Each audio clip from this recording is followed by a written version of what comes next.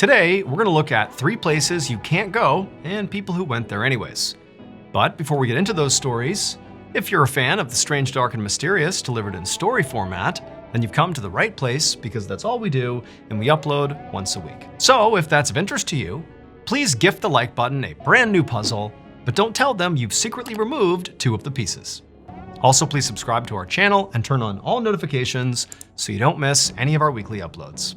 Okay, let's get into today's stories.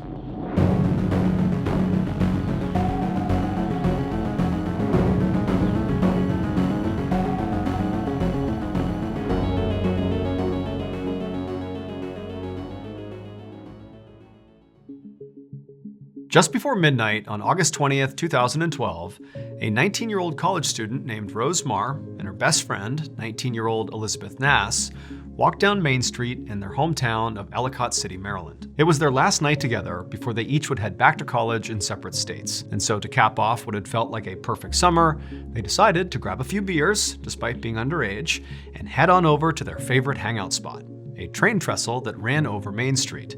A train trestle is literally a bridge, but for trains. Now, to be clear, this train trestle was not like some secret daredevil hideout spot. Lots of people knew about it. Lots of kids in town, including Rose and Elizabeth, had been up here many, many times. And while there was an active train track that ran across it, the ledge on the trestle where everybody would sit when they were up there was several feet away from the tracks, kind of safely out of the way. You could be up there looking down over the town, and a train could literally pass right by you and not affect you. So overall, it was safe. So Elizabeth and Rose climbed up onto the train trestle and took their seats along the ledge, safely away from the tracks. And then they cracked open a few beers and began talking about their upcoming semesters. They talked about which classes they were going to take and what they were looking forward to and really how much they were going to miss each other. And then at some point, Rose pulled out her phone and she took a photo of her and Elizabeth's feet dangling off the trestle. Basically, the photo captured their feet kind of hovering over Main Street. Then she posted that photo to Twitter, and then as soon as she hit post, she and Elizabeth heard this loud screeching sound coming from right behind them. And when they turned around to see what it was, something huge smashed into them, and then it went black. That loud screeching sound was the sound of a train passing by right behind them. But remember, the tracks are set far enough back that, the train, it couldn't hit them. And in this case, the train was not the thing that hit these 2 girls. Instead, it was something truly unfortunate that happened to them. When that train passed by the girls, it partially derailed. Not a full scale, like cars going everywhere off the tracks, but instead, several of these cars basically toppled over to their sides. And some of those cars that toppled over were carrying thousands of pounds of coal. And these were open cars. You can literally see the coal as the train goes by. And so as the train's going by, those cars topple, all this coal comes out, and the coal smashed into Rose and Elizabeth and fully buried them. It was like they were under an avalanche, but not of snow, of coal. And so by the time the girls were pulled out of the coal, they were already dead. Rose and Elizabeth were the only 2 fatalities from this derailment. Their families would later sue the railroad company, alleging negligence, and each family would receive a settlement, though the exact amounts were never disclosed.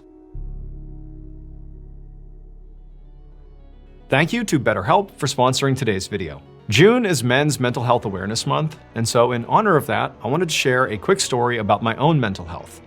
So back in 2017, I got out of the military after several years, and I really went through a sort of identity crisis. So much of who I was wrapped up in being a Navy SEAL, but now that I was out on the other side, it was like I didn't know who I was anymore, and I didn't even know what job to get or really what to do with my life. And it was sort of like this existential crisis that really sent me into a very dark and depressing spiral. But instead of seeking help or telling anybody about it, I began sort of lashing out at family and friends and just kind of being a downer everywhere I went. It wasn't until my family and friends, because they loved me, stepped in and said, "You really need to see someone," that I finally understood the impact I was having on other people and how bad things had gotten for me. And so I did go out and I spoke to a therapist. And at first, I admit I wasn't sold that this was going to be a big solution for me. But pretty quickly, having that neutral third party to kind of bounce ideas off of and gain perspective from really changed my life, and it set me on a course to where I'm happy today. I still see a therapist, but it's therapy that got me to this place right now, this equilibrium I have reached. It's because of therapy. So if you're struggling right now, I would highly suggest thinking about therapy as an option. And a great starting point for therapy is BetterHelp. Primarily because it's entirely online, so it's very easy, it's accessible. All you have to do is fill out a quick survey online, and then within 2 days, they'll pair you up with a licensed therapist. And if for any reason you want to change your therapist, you can do that at any time at no additional cost. Click the link in the description below, or go to betterhelp.com/MrBallin to get 10% off your first month of therapy. Again, that's betterhelp.com/MrBallin to get 10% off your first month of therapy. Okay, back to the stories.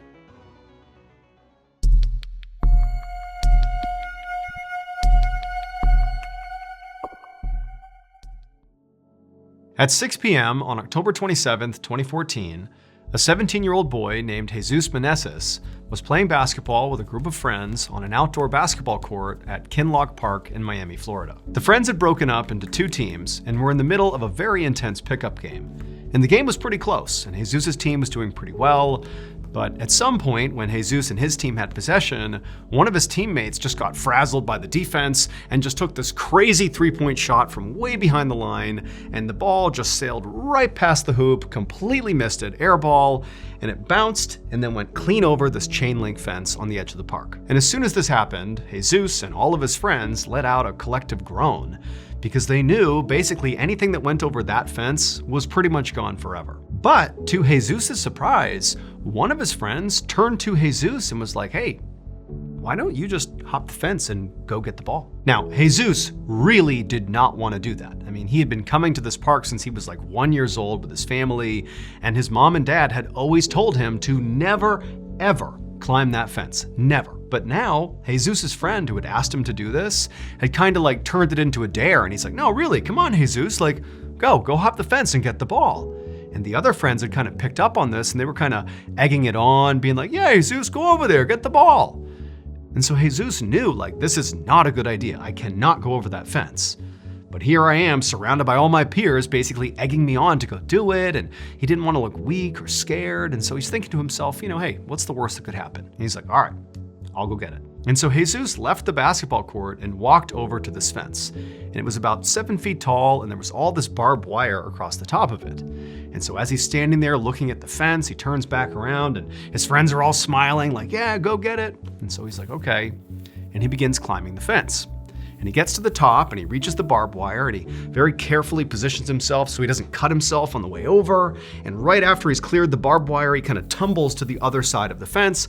He hits the ground, and he's kind of shaken up from hitting the ground pretty hard. But, he stands up, dusts himself off.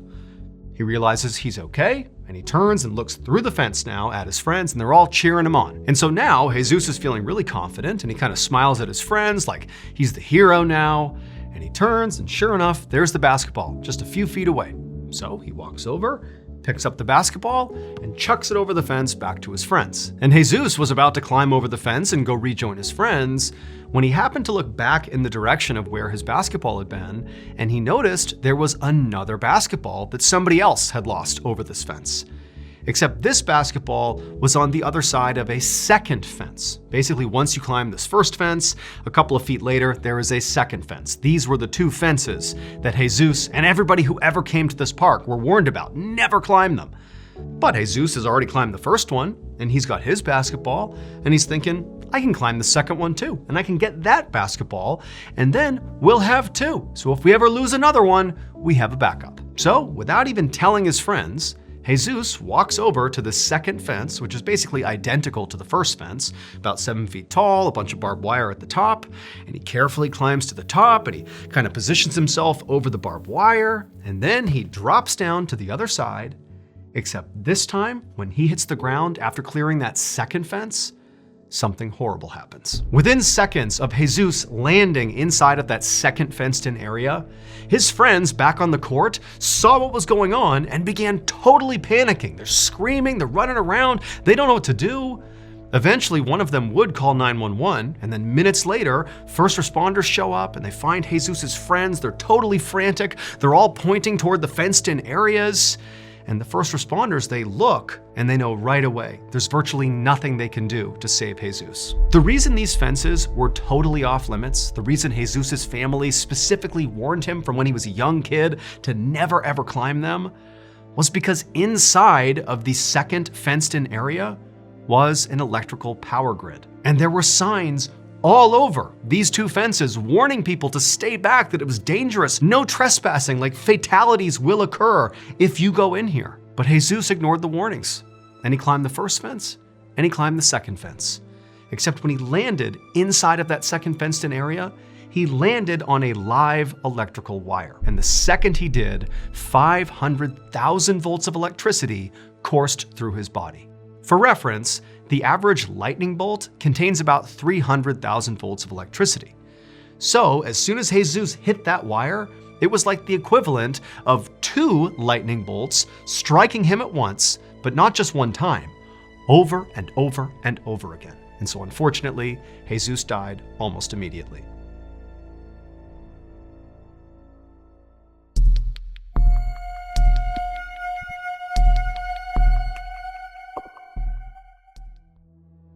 On the afternoon of April 22nd, 2023, a 49-year-old father of 3 named Carl O'Keefe crawled through a cave system in Cumbria, England. He was on his hands and knees shuffling his way forward, and the only light that guided him through this tight, small tunnel was the headlamp on his head. So Carl was an adventurer. He loved things like rock climbing and exploring caves, but this particular cave he wasn't that familiar with. He'd only been here a couple other times, and he didn't have a map, so really he didn't actually know where he was going. But Carl wasn't remotely worried, because he knew this was easily the safest cave system he had ever explored.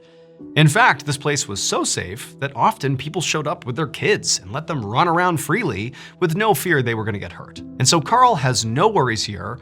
And also he's thinking to himself, he's not very far into this particular tunnel. He can actually still hear the other people and their kids kind of right behind him. And so again, even though he doesn't really know where he is, he feels completely fine. And so Carl continued crawling through this tunnel, and eventually he reached this T intersection where he just had to choose between going right and left.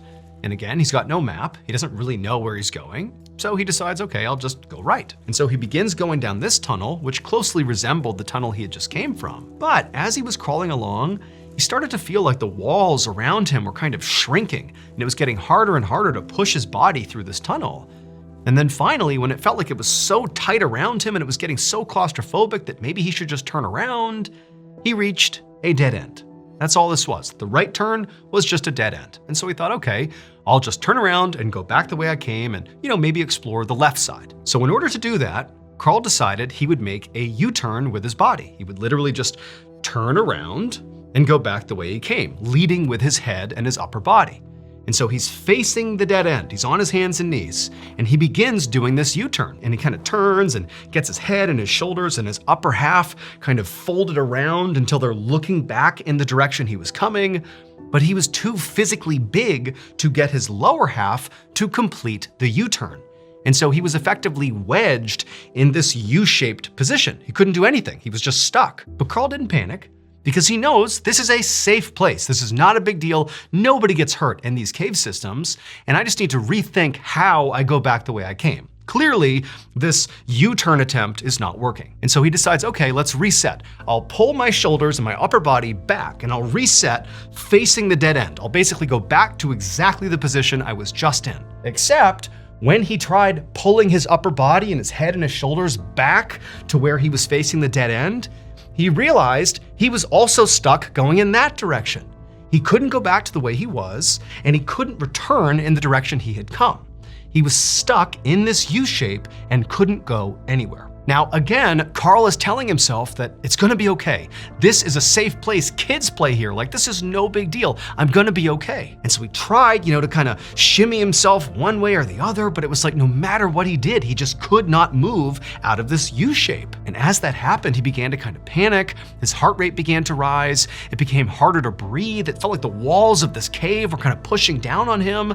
And before long, he was becoming overwhelmingly claustrophobic. It just felt like the walls of this tunnel were crushing him, and he really began to panic.